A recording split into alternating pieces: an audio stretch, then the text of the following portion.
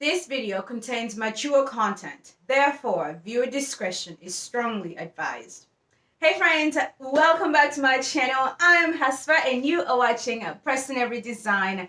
I hope that you saw that disclaimer because it really is true. Today's story is a little bit for the mature audience. However, I think you guys are going to get a kick out of it because I certainly do.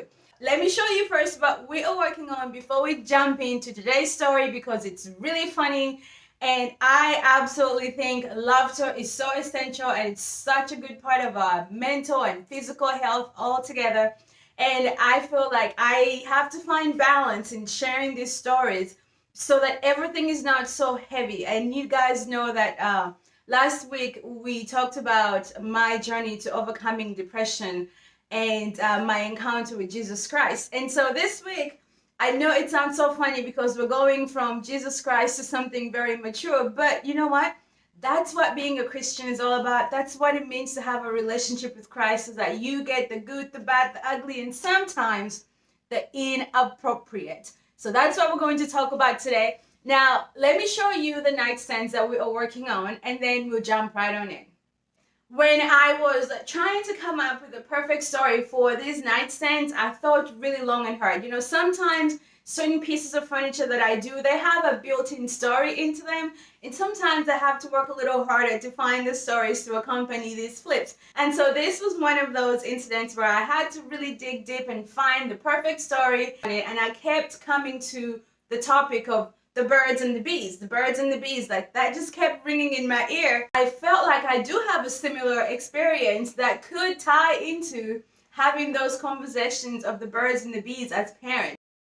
Now, I know for sure that my mom is going to be embarrassed by me sharing this story, but as a parent, one of the things that I'm learning is that parenthood is good, the bad, the ugly, and the embarrassing. If I can tell you how many times my 4-year-old son has embarrassed me in public so much so that I wanted to hide under a rock, and the only thing that stopped me from hiding under said rock was because I could not find the said rock.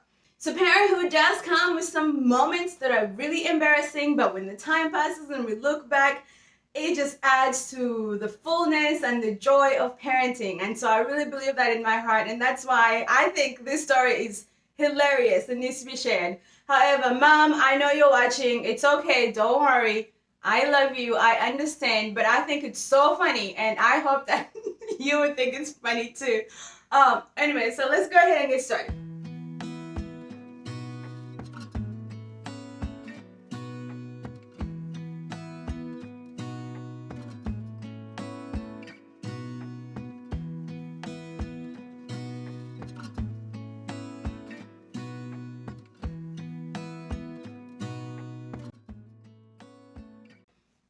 So you guys remember I came over to America in 1999 and I came from Uganda, and Uganda is a British colony, so we speak the Queen's English. And so when I first got here, I really struggled understanding Americans. I mean, it was a big thing. It was this big thing that was so confusing. And for the life of me, I could not understand American diction. I could not figure out what you guys, you as Americans, was saying. And I remember several times I would be in class, and I would be in one class and my teacher would say, hey, put this in the trash can. And I would say, what's a trash can? And then I'll go to another class and I would ask for the rubbish bin, and they would say, what's a rubbish bin? It was on and on. It was so many different things that we could just never figure out. I would ask for a biscuit and they would give me bread. And it was just so crazy that I became overwhelmed, and my mom could tell that I was struggling because of the different words, the vocabulary. It was just so challenging. So she came up with a solution. God bless her for that. However, it did backfire on her really quickly. I am laughing because I can't believe I'm about to tell you this.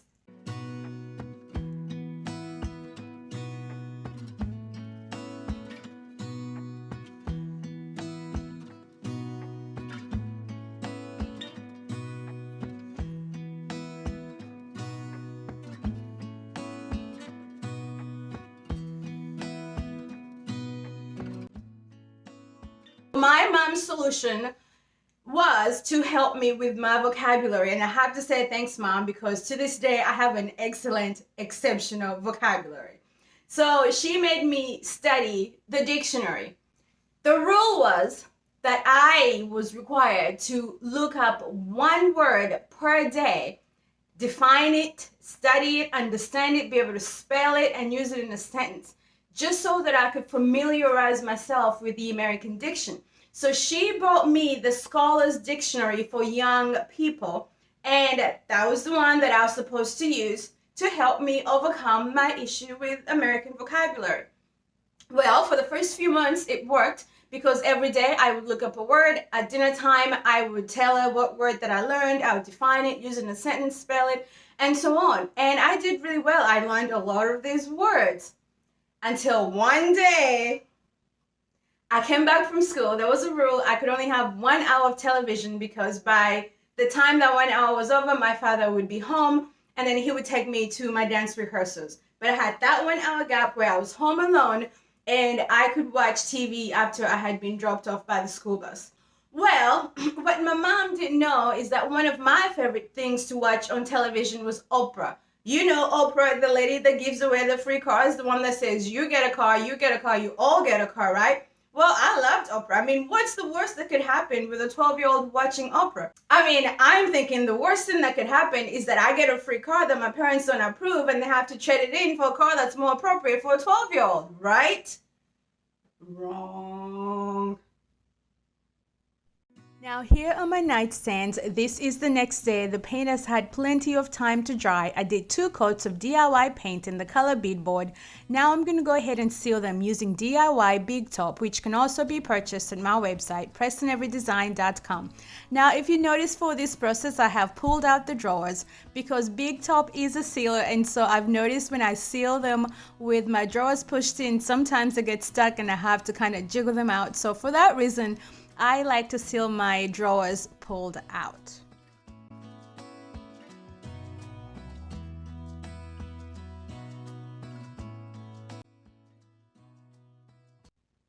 Well, on this particular day, the topic of Oprah was, you ready? You know when the show starts and Oprah would do her intro and she would say, so-and-so is having trouble with so-and-so, and so they're here on our show so that we can talk about so-and-so. So on this particular day, there was a couple on Oprah and they were having marital issues. And for this segment, they had invited Dr. Phil so that they could talk about some of the marital issues that they were having. Well, it turns out, and I don't remember their names, but I just remember the scenario. It turns out that the said couple was having trouble with intimacy because the husband was addicted to pornography and masturbation. They went on and had this entire segment, and I was sitting there just listening, trying to figure out, listen to Dr. Phil give him solutions, and all along, I had no idea what the word masturbation meant.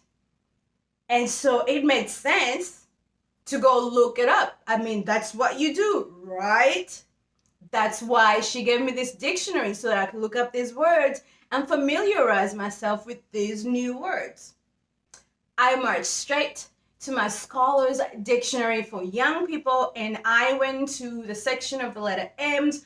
I looked up the word masturbation and it was not there. So now I had to go find another dictionary. So I went to the Webster Dictionary that was for grown-ups and I looked up the word masturbation and I read what it said, but I still didn't quite fully understand what it was saying. I mean, they were being very vague and very proper about it, and I needed more. So now, remember, there's no one home for me to ask. Otherwise, I would have marched to the kitchen and asked my mom. Also, the fact that she probably never would have let me watch Oprah if she knew I was watching Oprah. So now I'm going to go try the internet. That's right, ladies and gentlemen. I went to the World Wide Web to look up my new vocabulary word. Let me tell you guys, this was in 1999. No, this was early 2000. And this was the time where we still had dial-up. I sat by the desk, I turned that computer on, and I had that phone ring because it's dial-up. It's got to ring. And it went on and it went on until my internet connection was secure. I looked up the word masturbation.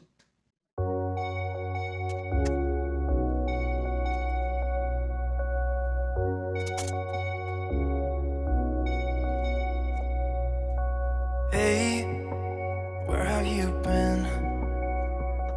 I've been looking for you now and then. Someone just like you, who can make me feel the way you do. 'Cause if I'm the ocean, you're the rain. We only need each other, baby, you know we're the same. Let's run away. All I need is you, now and always. You and me. We don't need no one else than each other. You and me. We could run away. You and me together, baby, we don't gotta stay. Let's lose our minds. We could go crazy and leave it all behind. Now we get to the final touches, and I'm adding these transfers. Now this particular transfer is called Blossom in Flight. It's by Prima Redesign, and I get my transfers from Gypsy Woman Charm over at Stella Rose Boutique in Mercantile. I have linked their store in the description of this video. They're like a one-stop shop for all of your DIY needs, so you get to pay just one shipping for all of your products. So head on over there and be sure to tell them that Hasfa from Preston Avery Design sent you. I don't even know if this is real. How can you like me? You're as close to perfect as anyone can be. You and me. We don't need no one else than each other. You and me. We could run. Well, on the internet, I was able to find a much more in-depth definition and several ways to use this word in a sentence.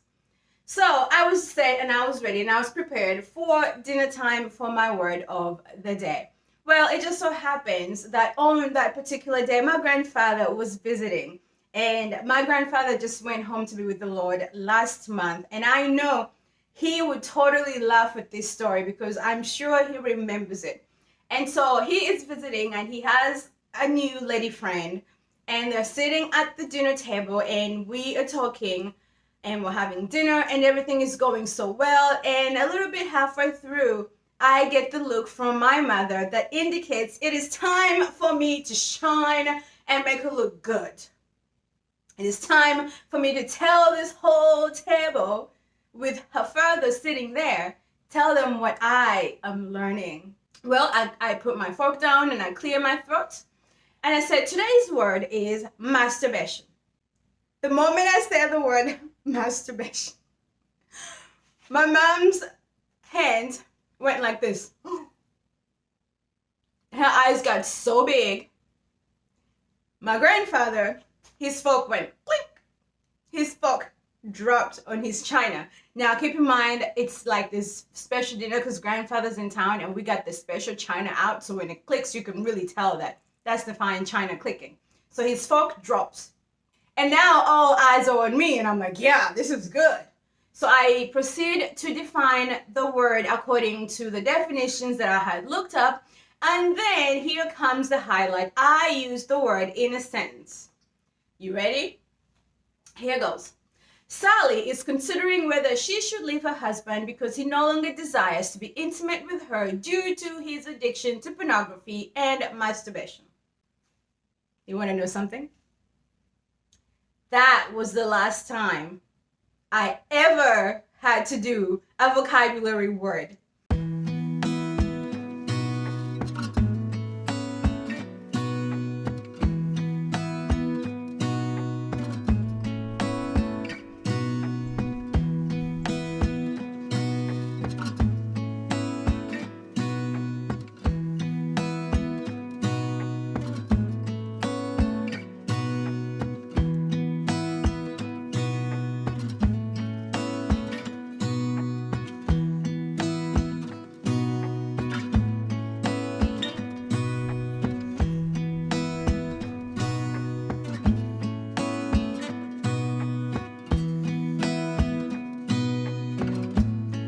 So I tell this story because I think it's so funny how as parents, our children have a mind of their own, and as much as we try to guide and direct them, they're still going to be who they are.